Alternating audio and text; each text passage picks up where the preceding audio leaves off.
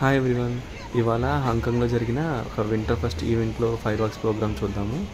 ఇక్కడ మీరు ఫస్ట్ చూసారు కదా ఆ బిల్డింగ్, దాన్ని స్కై 100 అంటారనమాట.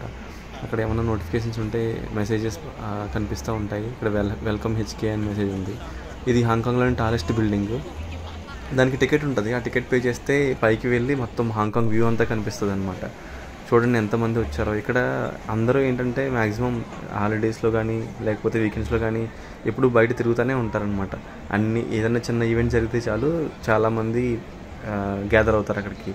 ఇక్కడ ఈ ఫైర్ వర్క్స్ చూడండి ఎంతమంది వచ్చారో. అసలు బస్సెస్ కానీ ఎంటీఆర్ కానీ ఏది ఖాళీ ఉండదు ఆ రోజు.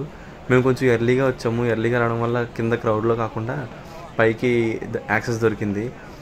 ఫస్ట్ ఎర్లీగా వచ్చిన వాళ్ళకి ఒక లైన్ పెట్టి ఆ లైన్లో కొంతమందిని పైకి పంపించారనమాట. పైన ఓవర్లోడ్ అయితే మళ్ళీ ప్రాబ్లం కదా. సో పైన అంత ఎక్కువ మంది జనం లేరు, ఖాళీ స్పేస్ ఉంది. సో సార్వి ఇక్కడ బాగా ఆడుకుంటుంది. ఇంకా ఫైర్ వర్క్ స్టార్ట్ అయిన తర్వాత అందరూ ఆడడం స్టార్ట్ చేశారు. ఒక షిప్ తీసుకొచ్చి ఆ షిప్లో డిఫరెంట్ ప్యాటర్న్స్లో జరుగుతూ ఉంటుంది అనమాట. అదంతా ఆల్రెడీ ప్రీ డిజైన్డ్. ఒకసారి ఒకటి స్టార్ట్ చేస్తే ఆటోమేటిక్గా అన్నీ ఆ సీక్వెన్స్లో వెళ్తూ ఉంటాయి. మధ్యలో హెచ్కే అనే పేరు కూడా వచ్చింది ఈ ఫైర్ వర్క్ జరుగుతున్నప్పుడు. అలాగే కొన్ని సింబల్స్ అలా కనిపిస్తూ ఉంటాయి.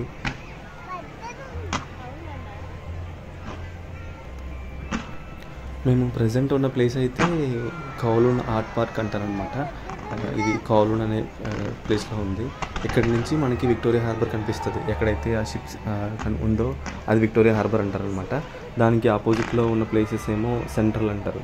అక్కడ చూస్తే మీకు చాలా బిల్డింగ్స్ ఉంటాయి కదా. అక్కడ ఆల్మోస్ట్ అన్ని పెద్ద బ్యాంక్స్ అన్నీ ఉంటాయి. హెచ్ఎస్బిసి, యూబీఎస్, ఇలా పెద్ద బ్యాంక్స్ అన్నీ. అక్కడ చూస్తే మీరు ఐఎఫ్సి ఉంది కదా, పొడుగ్గా ఉంది కదా పెద్ద టాలెస్ట్ బిల్డింగ్, అది ఐఎఫ్సి అనమాట. అక్కడ ఇంటర్నేషనల్ ఫైనాన్స్ సెంటర్ అంటారు. చాలా బ్యాంకింగ్ సెక్టర్ అంతా ఆ బిల్డింగ్లో ఉంటుంది. ఇక్కడ మీరు ఎవరు హాంకాంగ్ వచ్చినా ఈ ప్లేస్ మాత్రం మిస్ అవ్వరు, విక్టోరియా హార్బర్ అని చెప్పి. ఇక్కడే మీకు షిమ్షాషు అంటారు, టీఎస్టీ అని ఒక ప్లేస్ ఉంటుంది. అది కొంచెం ఫేమస్ టూరిస్ట్స్కి. అండ్ ఆ విక్టోరియా హార్బర్లో ఆ టీఎస్టీలో మీకు అక్కడ చాలా జాకీ చాన్ అలా కొంతమంది హాంకాంగ్ సంబంధించిన స్టార్స్ అందరివి ఉంటాయన్నమాట, ఫింగర్ ప్రింట్స్ లాంటివి. వాళ్ళు ఏం చేశారనేది రాసి ఉంటుంది అక్కడ. ఇక్కడ టీఎస్టీలో చాలా ఇండియన్ రెస్టారెంట్స్ కూడా ఉంటాయి.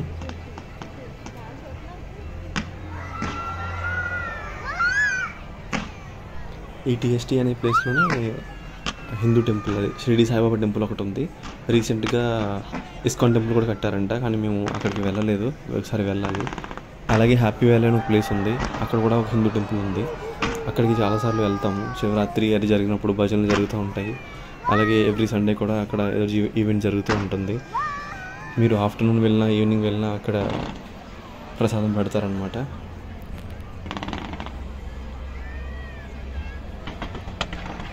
ఇంకా ఇప్పుడు వీళ్ళందరూ అయిపోయిన వెంటనే ఒకసారి స్టార్ట్ అవుతారు. స్టార్ట్ అయిన వెంటనే క్రౌడ్ చాలా ఫుల్గా ఉంటుంది కదా.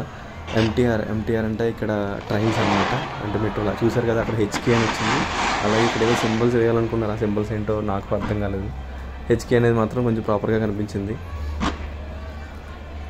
ఇది 10 minutes అంటే లాంగెస్ట్ అనమాట. నార్మల్గా కూడా జరుగుతూ ఉంటాయి. అండ్ ఆ రోజు మాత్రం చాలా బాగా జరిగింది. ఇంకా ఇది వింటర్ ఫెస్ట్కి చేసింది. అలాగే వీళ్ళు నేషనల్ డేకి అది కూడా సెలబ్రేట్ చేస్తారు, నేషనల్ డేకి, న్యూ ఇయర్కి. అప్పుడైతే ఇంకా మల్టిపుల్ షిప్స్ అనమాట, ఒకటి కాదు చాలా ఉంటాయి ఇలాంటివి. అలాగే అప్పుడు క్రాకర్స్ కూడా వాడతారు, అంటే బాగా పైకి వెళ్ళి శబ్దం వచ్చే క్రాకర్స్ అనమాట. ఇవి అంత శబ్దమే రావు, ఇది ఓన్లీ జస్ట్ ఫైర్ వర్క్స్ లాగా అంతే. కానీ ఆ న్యూ ఇయర్కి, నేషనల్ డేకి జరిగేదైతే ఇంకా చాలా బాగుంటుంది. క్రౌడ్ కూడా చాలా ఎక్కువ ఉంటుంది ఆ టైంలో. అసలు అప్పుడైతే విక్టోరియా హార్బర్లో అటు సైడ్ కానీ ఇటు సైడ్ కానీ ఎక్కడైనా ఉండొచ్చు, అంటే సెంట్రల్ సైడ్ కానీ టీఎస్టీ కానీ అలాగే ఇప్పుడు కౌలూన్ ఆర్ట్ పార్క్ కానీ ఎక్కడి నుంచి చూసినా కనిపిస్తుంది. కానీ మ్యాక్సిమం అందరికీ ఫేమస్ టీఎస్టీ కాబట్టి అక్కడికి వెళ్తారు. అక్కడైతే ఇంకా క్రౌడ్, రోడ్స్ ఏమీ ఖాళీ ఉండవు. చాలామంది ఎర్లీగా వెళ్ళిపోయి, అంటే ఈవినింగ్ నైట్ 12కి స్టార్ట్ అయ్యే ఈవెంట్ కోసం ఆల్రెడీ 4కి అలా వెళ్ళి అక్కడ కూర్చొని వెయిట్ చేస్తూ ఉంటారనమాట. కానీ బాగుంటుంది, వెయిట్ చేయడం వర్తే. అంతసేపు వెయిట్ చేయడం కొంచెం కష్టం, ఎందుకంటే ఇక్కడ కొంచెం టెంపరేచర్స్ కూడా తక్కువ ఉంటాయి. అది న్యూ ఇయర్ టైంలో అయితే బాగా తక్కువ ఉంటాయి. సో అన్నీ చూసుకుని వెళ్ళాలన్నమాట. మేము లాస్ట్ టైం ఒకసారి నేషనల్ డేకి వెళ్ళాము, అది అక్టోబర్లో ఉంటుంది. సో అప్పుడు అంత పర్వాలేదు, టెంపరేచర్ అంత అలా లేదు. సో అప్పుడు కొంచెం బాగానే ఉంది. కానీ నేను చెప్పినట్టు మల్టిపుల్ షిప్స్ ఉంటాయి, అప్పుడు చాలా పైకి వెళ్తాయి. అండ్ ఆల్మోస్ట్ ఒక 3 షిప్స్ అయితే చాలా పెద్దగా ఉంటుంది. అవి బాగా పైకి వెళ్ళినప్పుడు మొత్తం ఆల్మోస్ట్ ఆకాశం అంతా కవర్ అవుతుంది అనమాట. చాలా బాగుంటుంది అప్పుడు మాత్రం.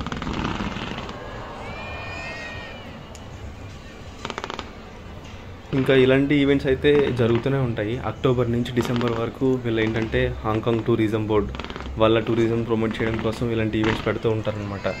ఇక్కడ చాలా బీచెస్ ఇవన్నీ ఉంటాయి కదా, అలాగే ఈ హార్బర్ దగ్గర ఎక్కువ జరుగుతూ ఉంటాయి. వాన్చాయ్ అని ఒక ప్లేస్ ఉంది, అక్కడ కూడా చాలా ఈవెంట్స్ జరుగుతూ ఉంటాయి. హాంకాంగ్ టూరిజం బోర్డ్ ఆర్గనైజ్ చేసేదన్నమాట. ఇవన్నీ ఫ్రీయే, అంటే ఎంట్రీ టికెట్స్ కానీ అలాంటివి ఏమి ఉండవు. ఇది బేసిక్గా ఏంటంటే టూరిజం ప్రమోట్ చేయడం కోసం.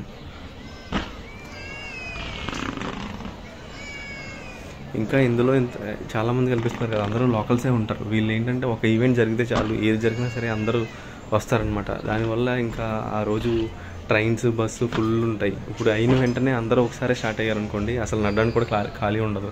సో కొంతసేపు వెయిట్ చేసి వెళ్ళడం బెటర్. ఎందుకంటే అంత క్రౌడ్లో వెళ్ళినా సరే మనకి ట్రైన్లోని అంత గుమ్మని వెళ్ళలేము, అలాగే బస్సు కూడా దొరకదు. సో కొంచెం వెయిట్ చేసి వెళ్ళడం బెటర్. ఇంకా ఎప్పుడైనా బయటకు వచ్చినప్పుడు మేము మ్యాక్సిమం ఫుడ్ తెచ్చుకుంటాం ఇంటి దగ్గరే వండుకుని. ఎందుకంటే ఇక్కడ ఫుడ్ ఆప్షన్స్ అంటే మన వల్ల అవ్వదు. అసలు బయట ఇండియన్ రెస్టారెంట్స్ చాలా తక్కువ. వాటి కోసం వెళ్ళి వెయిట్ చేసేదానికంటే ఇంటి దగ్గర నుంచే ఫుడ్ తెచ్చుకుని మేము ఇక్కడ ఇప్పుడు ఈవెంట్ అయిన తర్వాత తినేసి వెళ్తాం. ఎందుకంటే లేకపోతే ఎలాగో వెళ్ళినా బస్సు ట్రైన్ ఏది ఉండదు. సో తినేసి వెళ్ళడం బెటర్ కదా. మ్యాక్సిమం ఇంటి దగ్గర నుంచే ఫుడ్ తెచ్చుకుంటాం ఎక్కడికి వెళ్ళినా సరే.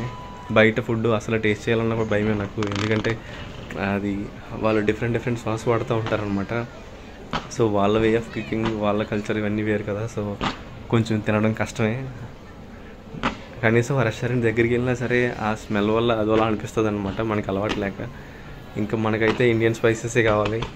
సో ఎప్పుడైనా తిన్నా ఇండియన్ రెస్టారెంట్లకి వెళ్ళాలి, కానీ ఇంకా బయట అయితే ఆప్షన్స్ అసలు చాలా తక్కువ. వెళ్ళలేము, తినలేము అన్నట్టు ఉంటుంది అనమాట. ట్రై చేయాలన్నా కూడా భయమే, అదే ప్రాబ్లం.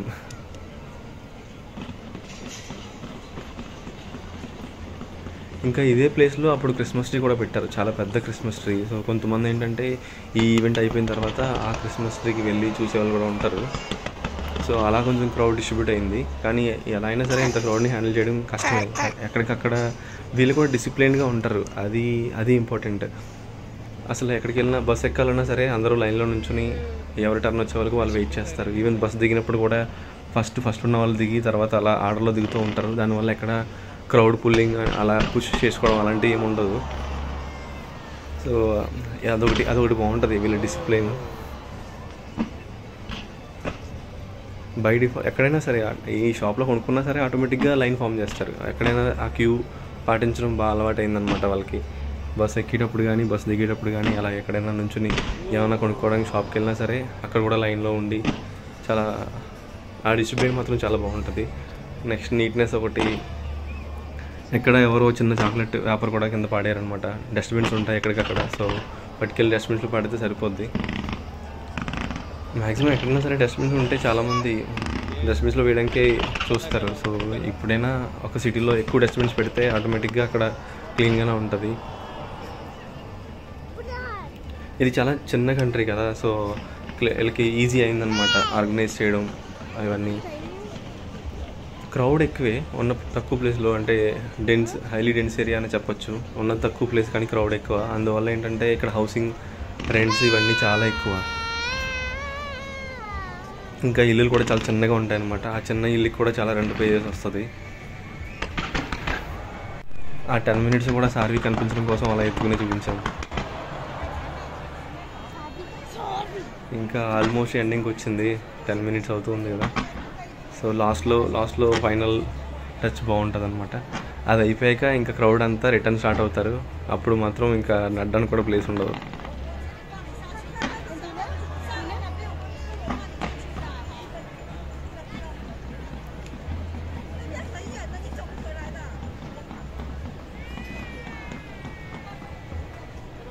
మేము ఇలాంటి ఈవెంట్స్కి చాలాసార్లు వెళ్ళాము.